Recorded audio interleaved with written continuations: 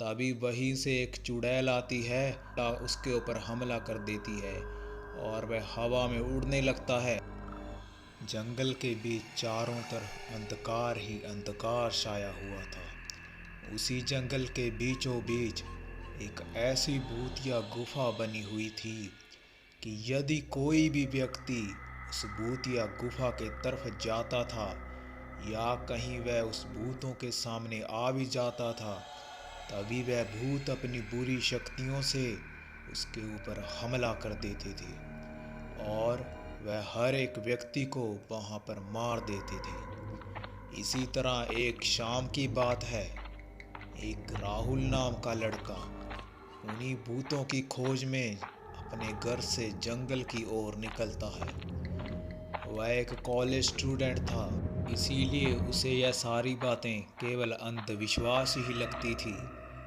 और उस दिन आसमान में चारों तरफ चांद की रोशनी जगमगा रही थी और वह जंगल के बीचों बीच पेड़ों के बीच से गुजरता हुआ पूरे जंगल के बीच में पहुंच जाता है। शाम बहुत हो चुकी थी और कहीं ना कहीं राहुल के मन में भी काफ़ी सारा डर पैदा हो गया था। धीरे धीरे वह उसी भूतिया गुफा के तरफ पहुंच जाता है, जहां पर एक अजीब सी ही रोशनी जग रही थी। वह चारों तरफ देखता है कि उसे कोई देख तो नहीं रहा। तभी वह धीमे धीमे कदमों से उसी गुफा के अंदर चला जाता है। वह ऐसी भयानक गुफा थी कि जिसके अंदर कई सारे भूत रहते थे। देख ही रहा था कि तभी एक रेंगता हुआ भूत पिशाच उसकी तरफ आता है और वह जोरों से चीखने लगता है। राहुल कैसे ना कैसे करता हुआ अपनी जान बचा लेता है और उस भूतिया गुफा से बाहर भागने लग जाता है। वह एक रोड पर पहुंचता है, तभी उसके साथ अजीब ही घटना होती है।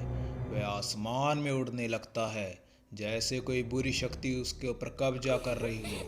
तभी वहीं से एक चुड़ैल आती है, उसके ऊपर हमला कर देती है और वह हवा में उड़ने लगता है जैसे मानो उसका शरीर उसके वश में ही ना हो, कोई बुरी शक्ति उसके ऊपर कब्जा कर लेती है। धीरे धीरे पहले वो ऊपर की तरफ जाता है और हल्की हल्की रफ्तार में वह ज़मीन की तरफ आता है और रोड के ऊपर गिर जाता है और उसका पूरा शरीर अकड़ने लग जाता है।